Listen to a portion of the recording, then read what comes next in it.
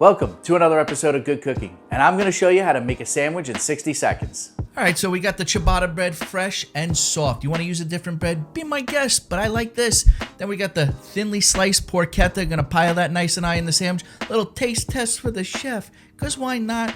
Broccoli Rabe sauteed in oil and garlic. Little extra crispy on the garlic, because that's how I like it. Because when you bite into that sandwich and you get some of that crispy garlic, oh my God, it's heaven.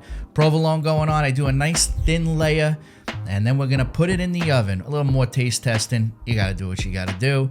Under the broiler, keep your eye on it. I'd put it on the medium, get it nice and melted. Maybe you get a little brown on the cheese, not too much. Then we're gonna take those juices from the broccoli rabe and we're gonna put it right on the top. And you got yourself one hell of a sandwich.